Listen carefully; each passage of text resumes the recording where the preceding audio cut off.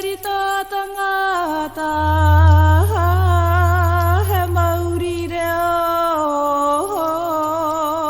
he mauri ora, he mauri ora e.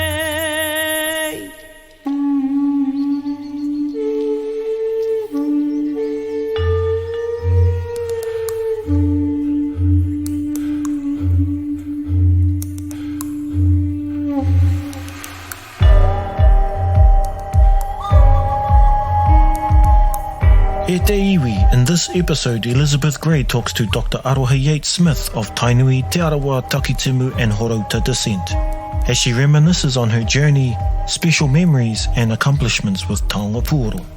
Tēnei te mihi atu ki tēnei mā reikura, he moko puna nā hine titama. E te iwi, whakarongo mai rā. Nau mai kia hau manu e.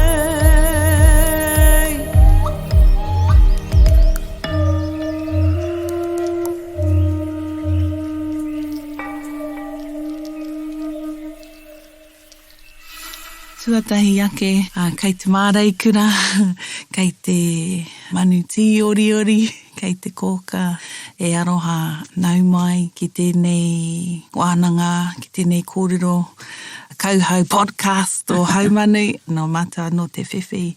Ko tai tāua ki tēnei whare, ki te kōrero tahi mō ngā kōrero o nehe, mō ngā kōrero o nai nei, o moho ake nei, mo tēnei mea te Taonga Pūoro, so thank you. Thank you for coming. Noku te whiwhi. Yeah, tuku mihi, mihi mai, ko wai koe, no hea koe, me tō hononga ki te ao Taonga Pūoro. Tēnā rā koe, tēnā koutou ko te whare e tūake nei.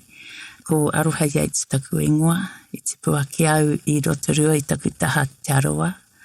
No Te Arawa tōku nei matua, Angārua William Yates, no Tainui hoki ia, no Tainui mātau, te takiwa o Ngāti Maniapoto. Engari e te puake au i tō mātai nei taha o Te Arawa ki Rotorua. Ko tōku nei kōka, monehu mōiau, he mōiau i ngā i mua te tūtakitanga ki taku papa, ana i te puake i te tairāwhiti i tūranga, ana ko o mātou nei whānau reira ko te whānau mōiau taihuka, te ratakiwa o te tairāwhiti meki. Ai, o rongo whakaata. Rongo whakaata taitanga māhaki. Ai, ai. Huri no ki rātu o ngā takiwa o te tairāwhiti, he nui ngā tūhonunga. Ka pai. Te ao Taonga Pūoro. Hea te orokohanga o te ao Taonga Pūoro, ki roto i te ao o kōka aroha. Iau e tamariki ake ana, ai te mai mahara pai au ki tētahi o ngā whanaunga, ko ngaro tana ingoe nānei. Koia tētahi tangata kaha ki te whakatangitangi i te Taonga Pūoro. Iau e tipu ake ana. Ai. Beautiful. Koia ana ka pia te mea maharatia nei au. Ka nui te aroha e te wā ka hemo atu ia. Hanga i ngā kōrero mo te tane kai. Ai, O tipu ake matagi. Ana. Ka kite ake i te motu tere o makoia. Ai. Te motu tapu a tinirau. Me te hoko nganga mahara ki te wā. Ka noho tō mātou nei. Tō tata nei pia. Ai, Tō tata nei tūpuna ki makoia. Ai. Te whakatangitangi i tana kuauau ahara nei tauara. A rongo ngā taninga o tana whai aipo. Ana I ruku a hine moa. Ai. I taua kōwhatu nei. Kua kite ahau i tau kōwhatu is really high above the lake level at the moment. She would have had to swim so far. Oh, te wāhi o Hinemoa, te Hinemoa's Point e nāne, koina te ngui nāne. E iau e noho ane taha o taku te mahine Mercia i enei rā ko taha ki nei, ko taku hihi te takoto ki te taha tonu o te matapi, ke pai ai taku tiroake, ki a makoia ki te taha Maui, ana ki te taone, ki te taha katau. Me ngā maunga whakahi o Tarawera, ki tu atu. Aka, te whakaaro ake au kia Hinemoa i ngā wākatoa. Karei te pohi hai pirai. Me te reka hoki. Tāwe koru ana mona. Ai, well, te tanekai must have been playing... Tana kōaua. Ai, tana kōaua, like te reka hoki o te tangi o te kōaua. For Hinemoa to have to swim that whole way. Ai, tino marama tō tāta nei koia, ko mōhio ia me whai kaha iana reira, ka whakaritengi a ngā hure. Ai, ngā hure. Ngā hure. Yes. Ngā hure tonu e āwhina ke kaha i tana kare kore katai e te kauhue ki reira. E hari te mea tino tawhiti, tira takiwā ki hoina, he mihara tō tātou nei koia. I have a couple of versions of that kōrero tū tānekai and hinemoa. And some, I'm not too sure which people say that there was a friend of tū tānekai who played the kōauau. What's the version you know? Oh, tira pia I rungo au I rā kōrero I ngā wā o mua engari ko pāngi te mate wareware, nā reira kua ki taku whakaaro, ki taku hinengaro, nā tū tānekai anō te mahi rā.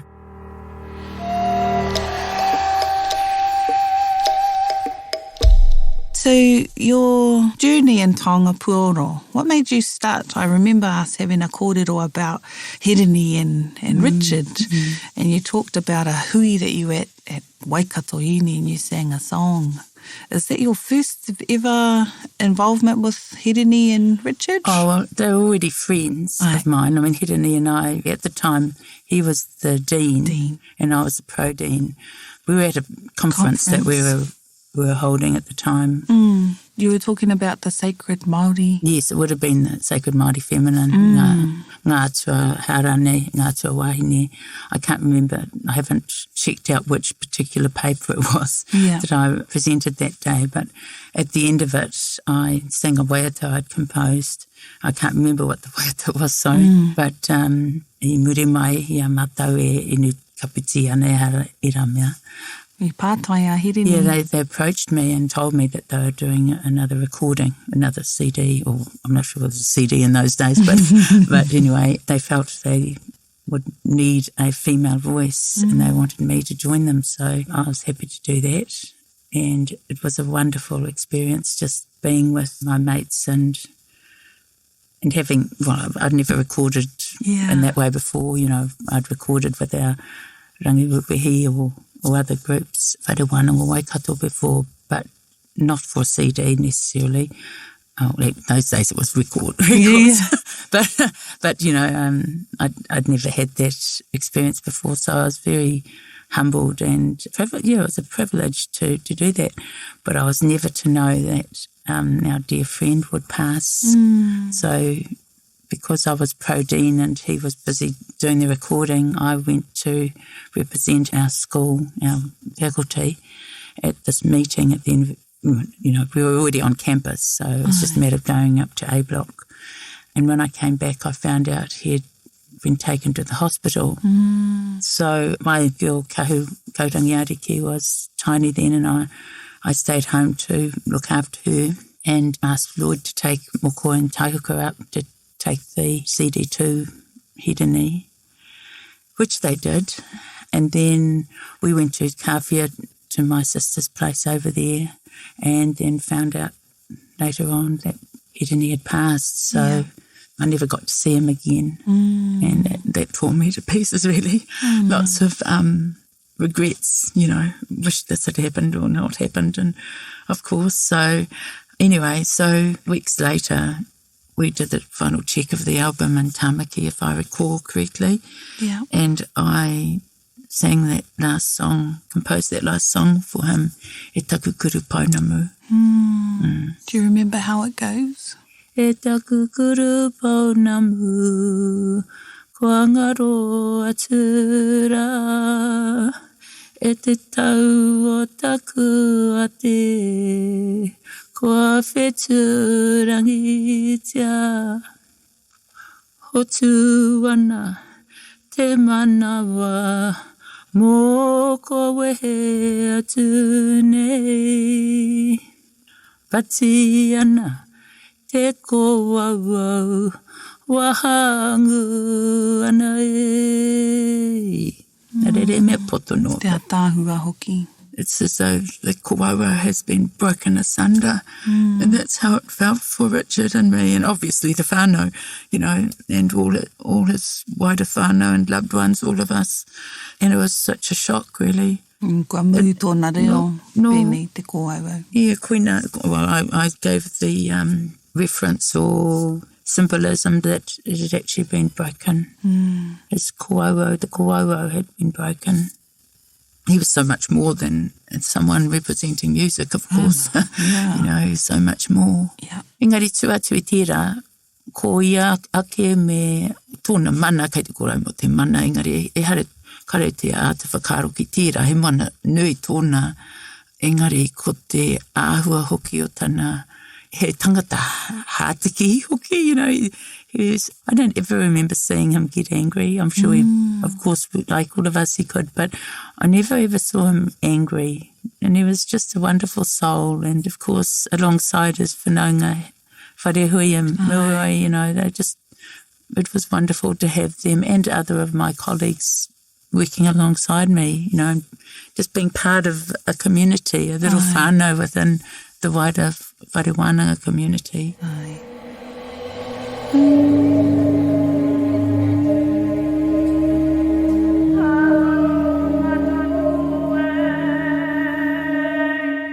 Taking us back to our time, your time recording the album, was it in a studio? Where did you record the album? Okay, so we're at the Wharewananga. We actually did it in the same space, the Whare Tapere. Yeah, in the Whare Tapere. So that was extra special. Yeah, good acoustics, but just so natural, you know. It was like we're just getting together and having a bit of a jam. Absolutely having a jam. Oh, beautiful. And again, I say I'm really grateful. Did you play Taonga Pūoro too? Oh, well, at that stage, I didn't really know. I'm not an expert at playing kōauau. I'd love to, but I never needed to, you know, because I was usually kōau e waiata ana. Nā reira, ko tāku he whakamahi etahi o ngā taputapu ka taia te whiu, te aharane. Pūrere hua. E rā mea katoa. Porotiti. Ai, koina tāku. Tumutumu, Kaua ko ngā tumutumu. Engari, te porotiti, te pūrere hua, koina hoki tētai atu me anō. Ana he tahi wā ka patu rānei I te kōhatu, ne? He pahu. E rā mōmo āhuatanga kia tae au, e au te waiata, te wā e pēnei ana. Ai. Yeah, so it would have been easier to play the instruments that you didn't need your face to play with, right? Ai, because ki tae te waiata me te Ana. Yeah, whakatangi kōauau. E te wā kotahi. Unless you played it in Engari, ko rāua ngā tohunga ki te mahi pērā. Nā reira ko tāku he waiata me te paupau e tahi mea. Ai. Pai ki au I rā mō tapu, Taonga Pūoro. I muri mai huri au ki te whakatangitangi e tai o awa mea rā, engari e harau te tohunga ki te awa mahi. Are pai ki ake mā rāua tira, mā koe tautoko. Ki tō taha Pūoro, I remember in previous conversations with you, you have a strong relationship or you strongly relate to Hine te Iwaiwa. Oh, very definitely. Yeah. Want to talk a bit more about Hine te Iwaiwa? Okay, so if you don't mind, I'm going to take you on this journey. Yes. And I want to tell this because I love this koe and kraua very, very much. So my uncle John, Hone Taiapa, he used to run the first Māori carving school. Oh, yes. And that hall was just one sort of section over from our whare in Whitaker Road in Rotorua.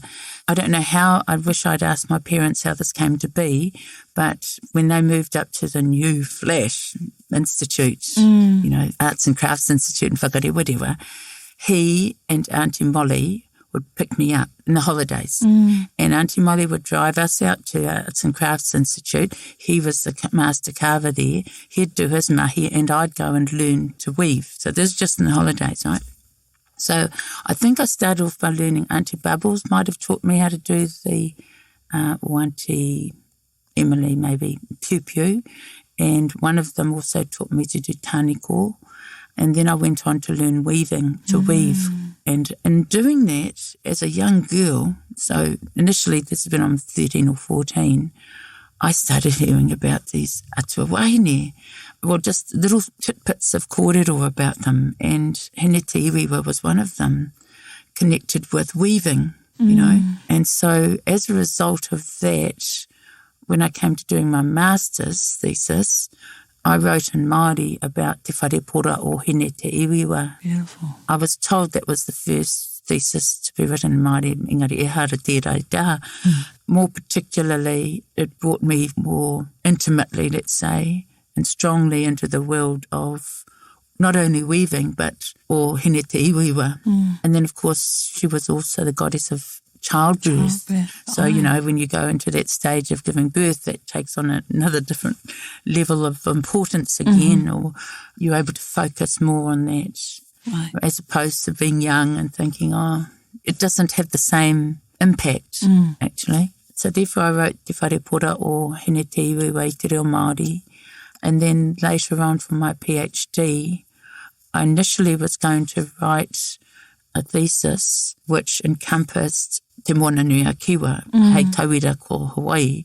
I was even going to look at Rarotonga and perhaps Tahiti. I was very fortunate to go to Hawaii for about a year or so. Might have only been 6 months, can't remember exactly, but no te whiwhi te hoki ki tērā o ngā Hawaii. There, of course, they have hina ni and other akua wahine. What I realised then was, this is too big a kaupapa.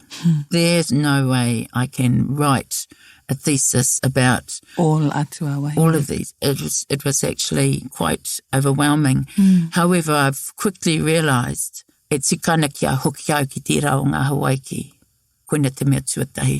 Kia mihi ngā ke ngā akua wahine, ngā akua kāne o reira, te tūtaki ki ngā tuākana o reira, to meet, not only to acknowledge the sacred feminine and masculine of our ancestors back in Hawaii. I personally think of Hawaii Nui as being Hawaii, the big island, encapsulated in the English name. But I certainly became very aware of the power of hina over there, and kani and others, and obviously honua, te whenua, but I came back also realising there's no way I could, it was just too big a kaupapa. So I took that as being, ko hoki au ki tērā o ngā Hawaii, I feel the presence of, I retain the essence that the way in which I grew over there, you know. I flourished. It was just so beautiful to be back in that homeland and in a wonderful whanaunga over there, also filled with aroha. You can see why they say aloha, because they're filled with aroha. And so they really were wonderful to me. But I came back knowing that I had to refocus, and bring it right back to what I could focus on. In the end, it was hine, rediscovering the sacred feminine Māori spirituality, something like that. I can't remember. Beautiful. The kaupapa. I can't remember actually the title, but that's the essence of what it did. Now, that took 9 years. Yeah. That was a long gestation period. And in that you had a baby. Yeah. Well, I had a few babies, but I lost one, but Mako was already born, Taika was already born, we'd gone to Hawaii together. But then we had Kahurangi Ariki, and she's going to hate me for saying this, but I had to be induced because I have super high blood pressure, and I think that was mainly due to trying to continue to work at the university and writing a thesis. Just and being the usual mana wahine that you are. What so many women have to do. Sorry, Ko, for saying this, but I was waiting to be induced because of this high blood pressure. And I had my thesis with me, of course, and I was working on I was lying there at 3 a.m. or something, waiting to be taken in. And I thought, I need to say karakia. So I referred to the karakia, which happened to be in my computer. And when reading it, I realised that it was ehine kahurangi, no mai ehine kahurangi ariki, and I knew that my baby would hold part of that name. I removed the hine, so it wouldn't be too taumaha for her, but that's why her name is Kahurangi Ariki. So sorry for Kahu for mentioning that.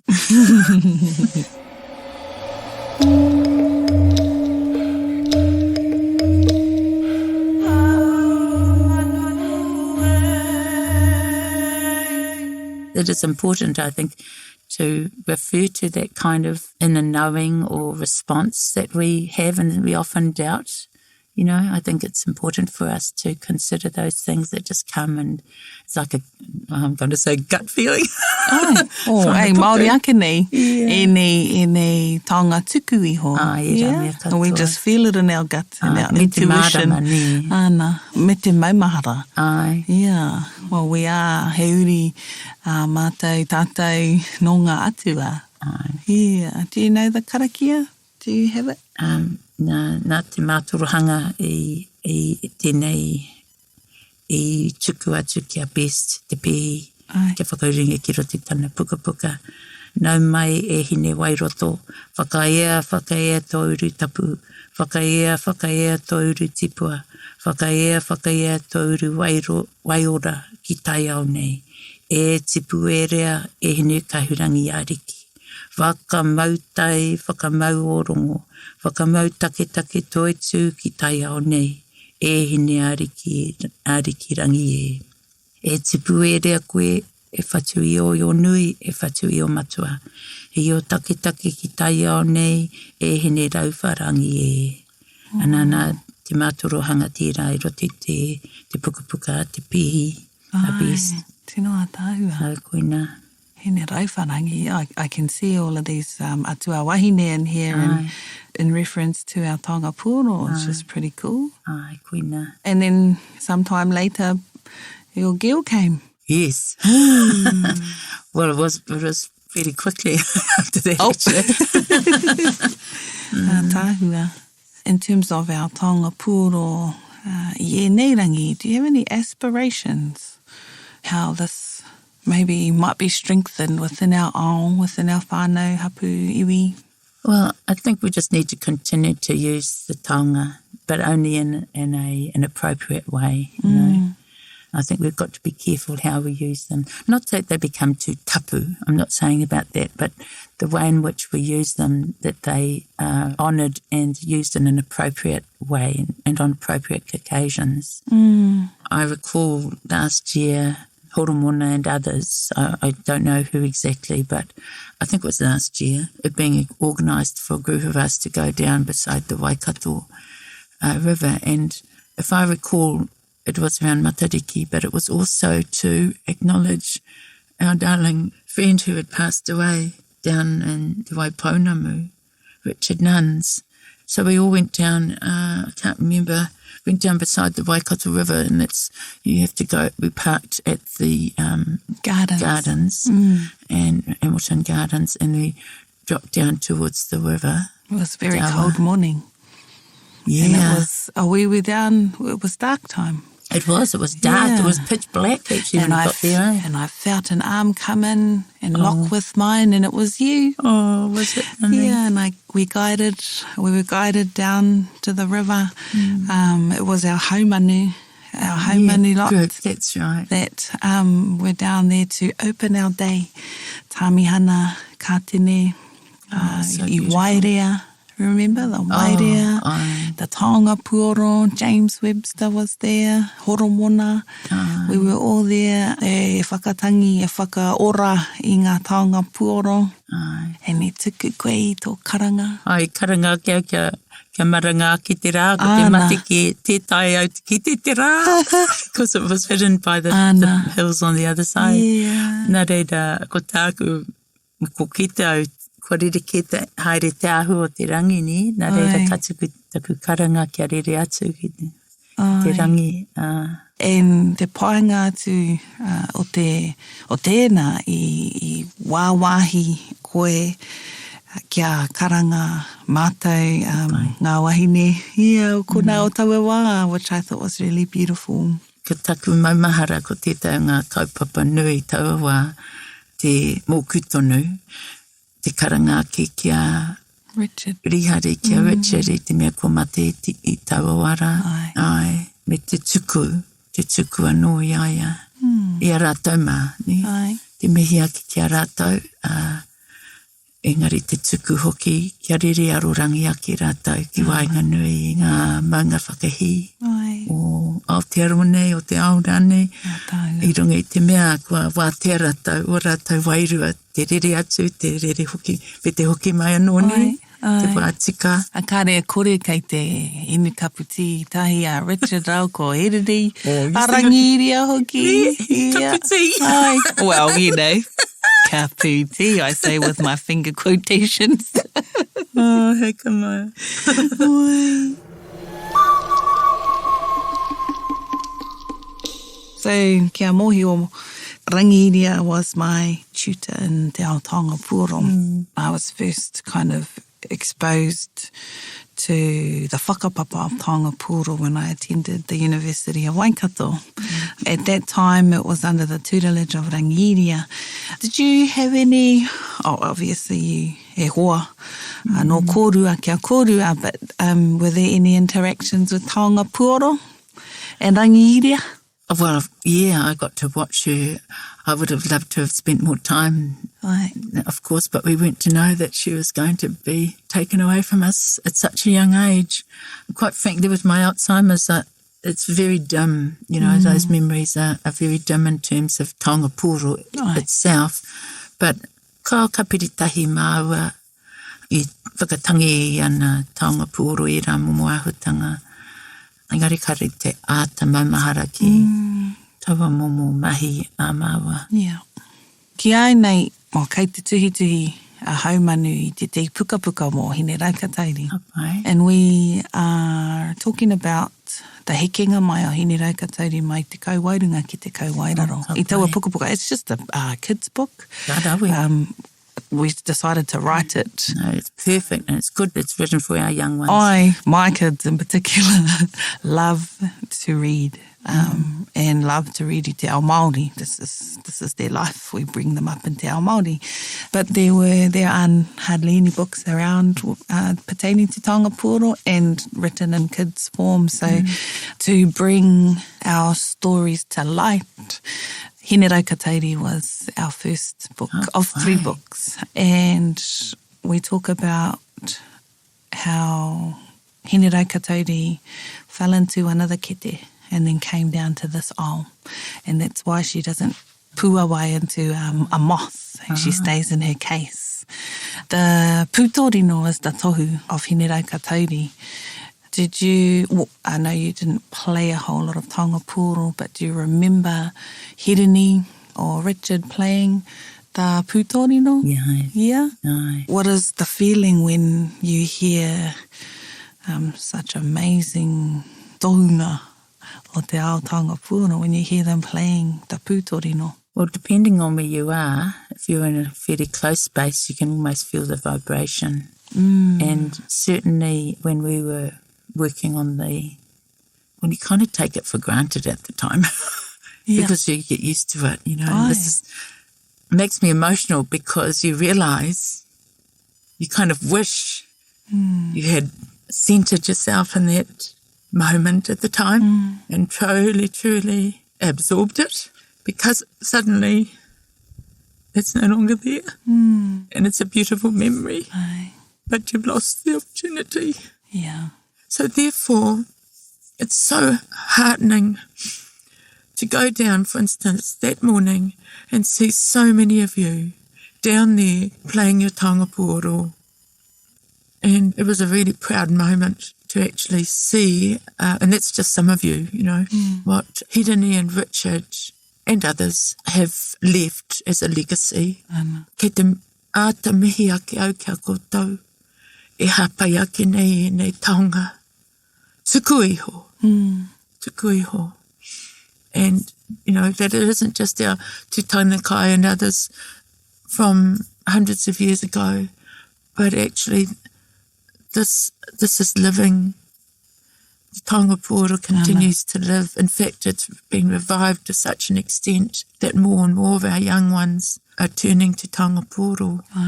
And not like me, just having them looking nice on the shelves behind my desk as I try to finish my jolly book. But, you know, I need to make more time to do that because I find it's really consoling. I might touch them, you know, and hold them, but it really, do I go out and actually te whakatangitangi ngā tangata, tainua ki te wā o te matariki, and then we kind of do it. But we've got to do it more often than that. Yeah. I think when I walk through the ngahere o ki te tau tō tātai ne awa Waikato, ka mihi au ki te awa, ki ngā tūpuna, ki era atua tāne mai, wahine mai, roti ki ngahere, era mea katoa, kia tauai o kune whakaro, engari he momo rungo anu hoki pia, kia tukuna atu ki te ao, ne? Ai. If all of us were to mihi our awa, every day, every time we're near going over the bridge, oh my gosh, suddenly what do you usually say? My whānau will suddenly find I'm not talking. They come over the bridges now. My custom is to mihi te awa. Ai. And ka tainau ka rongo he wahine kia Waikato. Did you know that? Kau. Ka reo paku mōhio engari. Koina tāku I rongo ai. Don't ask me who told me that, but I tino whakapono au ki tira. Nā reira ko tāku e iawa ka whakawhiti I te priti, ka mihi au ki ngā wai, e katoa atu rā ki te ao a ki te moana, me te kōro pinei nei, e re pai atu rā koe, e katoa atu nei ki te moana, re pai atu rā. Just something that you don't have much time, and you should be in a line of unless you're at the lights and you'll stop. 8 o'clock in the morning. But, you know, I just feel if all of us have that intent, a healing intention that we share with ako, kai rote te ngahere kai he rane. As we're going past the Urupa, mihi ake kia rātau, kia pai ai tā rātau takoto, kia au ai tā rātau moe. Those sorts of things help. Recenter. Yeah, it recenters us, but it also reminds us of who has gone before and who will come in the future, and of our role and responsibility I te ātatiaki I te taiao.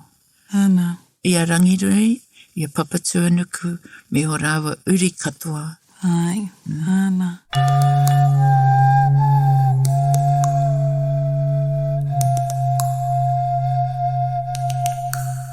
I was just at a moko papa in the weekend, and they asked me to play the Taonga Pūoro. And when I play taonga, I'm playing to help the wahine when they're receiving their kauai, to help her stay tau. Regardless of how many hundreds or people are around, whether they are singing and the guitar is playing, my reo, Taonga Pūoro, is for her and only her, and maybe the kaitā. So when I playing Taonga Pūoro, I'm thinking about how I can incorporate taiao into this. Kia tau, kia aio, because when we're in that state, when you receive your kauai, moko, the state of being is really important. And I was able to assist with Taonga Pūoro to be able to do that. And so, ka tika me whakatangi I ngā Taonga Pūoro. Kia kaua e waiho ki ngā tahataha. A lot of us will say that they are there to be played. And how cool is it that we are coming together to normalise Taonga Pūoro in everyday life. That we're not just playing it on the haka stage at the start with the blat, with the brr, that we're actually incorporating our Taonga Pūoro into our everyday life.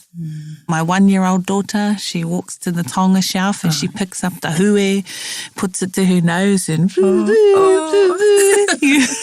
and she'll grab the kōwhatu and tick, tick, tick, tumu, tumu, pahu. And my 4-year-old son is, kai te aha hine pū te hue I te rangi nei mama. We're growing hue, so normalising Taonga Pūoro so that it can be, I forget the words you used earlier, but ka kaha kōrero, ka kaha rangona, and then it just be a part of our everydays. Yeah. Exactly. And also to recall others of our whanaunga in relatively recent times. I think it was Te Poro Joe Malcolm. He was one of the few that I ever knew who played the kawauau. Somehow or other, I guess, because we have that story of Henimua Te Tanekai and the whether it was a kawauau or haurane putori no haurane te te taonga, ka hoki aku whakaro ki awa momo āhuatanga o te inei me te Taonga Pūoro.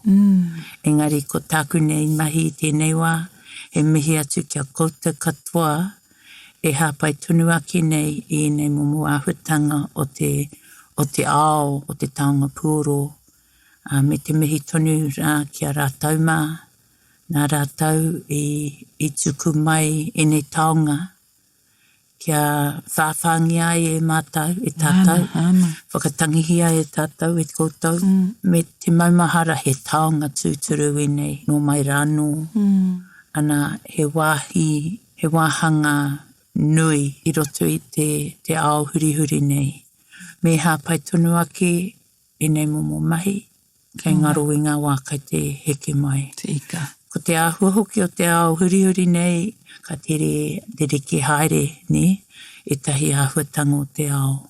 Well, we know now, COVID, yeah. Ai, hei tauira. Ai, hei tauira. Huri te kei o te waka. Ai, koina, engari, kei a tā tauira taonga, tuku iho, ahakoa, he waiata, he karakia, he Taonga Pūoro rane, e rā mea katoa o tō tātou nei ao, whakahira nei, Māori nei, me mātua pupuri, me mātua tiaki, kia ora pai ai hoki o tātou nei uri, whakaheki. Ana, tēnā koe.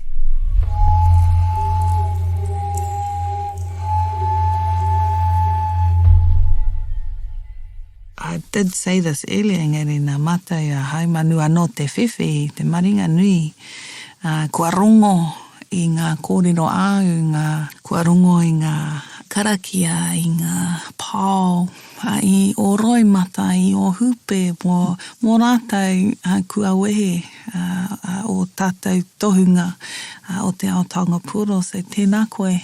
He kōrero hei whakakapi, moi o pai au, he momo kōrero whakakapi tēnā, but he momo kōrero, he kōrero au hei whakakapi tēnei wāhanga tā aiwa. Ka hoki au ke mahara ki atu tane kai maha, me ara ngā mahi a ngā tūpuna I tō rātou wā. Heki iho nei ki a ngai tātou. I whangai hia e hireni, e rihari, e rātu o ngā whanaunga. Joe Malcolm, te poro rātou mā. Ana ka riro mā o tātou nei uri anō, hei, e hapai ake e rā momo taonga ni. Ki taku mōhio ka pērāti e rātou. Ko tā tātou mai mahi he rātou e ara taki, kia mōhio pai ai rātou, he ngā mahi tika, he ngā mahi, e arete mea he engari ngā mahi kia kau e mahi. Ka pai. Koe no ka mahi tonu kia rangi nui, e tuake nei I runga ake I te wharenei, me papatua nuku e tiaki tonu mai nei I a tātou. Huri no ki ngā wai e katoa tura ki te moana. Tēnā rā koutou. Huri no ki o tātou nei kārangaranga maha e whakarongo mai nei ki a tāua nei kōrero. Tēnā rā koutou. Ka nui ngā mihi aroha kia koutou katoa. Kia noho haumari tonu koutou tātou. I ngā tau kei te heke mai. Kia mamahara ki tātou. Kia ata whakāko I a tātou nei reanga whakaheke. Ki nei momo kōrero. Tuatahi te ātatiaki I te taiao, huri noa ki te pupuri tonu I ngā taonga Pūoro nei, ngā taonga whakatangitangi nei. I runga I te mea he taonga tuku mihi whakaora hoki I ngā āhuatanga o tātou nei tinana, o tātou nei hinengaro. Kei au I nei taonga taua tūmomo mana. Ka tae te hiki aki te wairua, te whakatau I ngā whakaro, kia kaue pauri rawa, e mamai rawa rane, kei ene taonga aua momo āhuatanga o te whakaora I te tangata, te whakahiki I te wairua. Nā reira, tēnā koutou e whakarongo mai nei ki ene kōrero. Tēnā koutou katoa. Tēnā koe. Thank you for today. It's such a privilege to be in the same space, breathing the same air, thinking the same things. It was an amazing experience, not only for me, but for our listeners. So, e mihi ana kia koe, kei te kōka. I would like to request that we finish with your waiata that you composed for Hirini when he passed. I know we've already covered it, but that would be really beautiful if we could hear it again, please. Okay. It's interesting because we're sitting in this very small container-like studio surrounded by black, so anō kei te pō ni, kei te pō noho ana, and rā te raite ana ko te maramatira i ri mai ana. Ahoi no.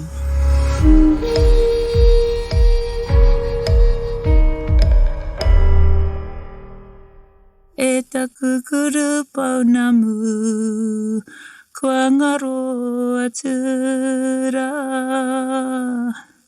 E te tau o taku a te,